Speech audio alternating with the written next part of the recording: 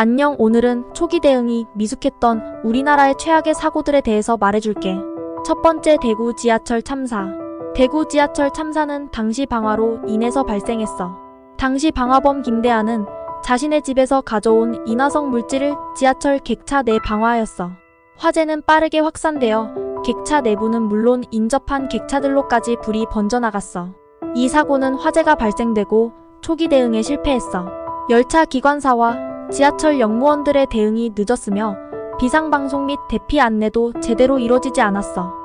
사고 당시 기관사는 대피 지시 없이 열차를 방치한 채 본인만 대피한 사실이 드러나 대중들의 질타를 받았어.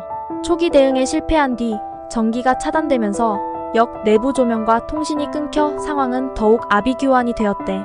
이러한 상황 속 비상 시스템에 문제가 발생하여 출입문이 열리지 않거나 비상 탈출 장치가 제대로 작동하지 않는 등의 문제도 발생했어. 당시 생존자의 말에 따르면 연기 때문에 호흡이 어려웠고 사람들은 공포에 질려 서로 밀치며 대피하려 했지만 출입문이 열리지 않아 고통스러웠어요. 라고 했어.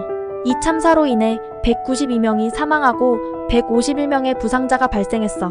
두 번째, 삼풍백화점 붕괴 참사. 삼풍백화점은 당시 서울 서초구에 위치해 있어 유동 인구가 많은 지역이었어. 당시 사고는 막을 수 있었음에도 안전관리에 미흡한 사고로 알려져 있어. 삼풍백화점은 백화점 건축 과정부터 문제가 있었대. 본래 아파트로 설계되었으나 건축 중간에 백화점으로 용도가 변경된 거야. 이 과정에서 당연히 구조적 안전성에 문제가 생겼어. 건설사인 삼풍그룹은 공사를 서두르기 위해서 건축법을 위반하여 저가의 자재를 사용하고 설계를 임의적으로 변경하는 부실 공사를 강행했대. 이렇게 개장된 백화점은 개장 이후에도 건물에 균열이 일어나고 누수가 지속적으로 발생했으나 경영진은 비용 부담을 이유로 근본적인 보수 작업도 하지 않았대. 사고 발생 전날에도 건물의 구조적 이상이 감지되었으나 영업을 강행한 게 밝혀졌어. 붕괴 당시 상층부부터 시작된 균열이 확산되어 5분 채 되지 않아 백화점 전체가 붕괴되었다고 해. 빠른 붕괴로 인해 내부의 사람들은 탈출할 시간도 없이 사고를 당했어. 이 사고로 사망자가 502명, 부상자는 937명, 실종자는 6명이 발생했어. 세 번째, 세월호 침몰 참사. 세월호는 인천에서 제주도로 향하는 여객선으로 단원고 학생을 포함한 476명의 승객과 승무원이 탑승하고 있었어. 당시 세월호는 화물을 과하게 적재해 놓은 상태였고 이를 제대로 고정하지 않은 상태였어.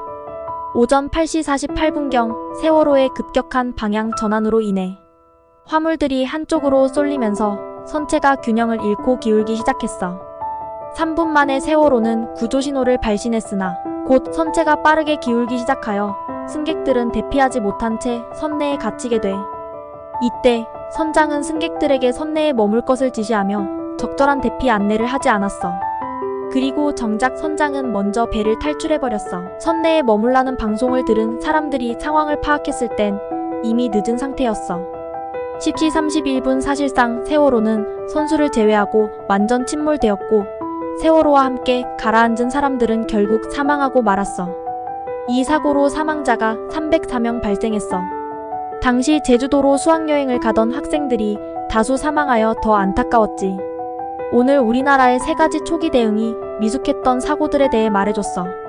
앞으로는 이런 일들이 다시 일어나지 않도록 안전에 대한 교육을 더욱 철저히 해야 할 것 같아. 다음에는 더 흥미로운 이야기로 찾아올게. 더 많은 이야기를 보고 싶다면 구독과 좋아요 부탁해.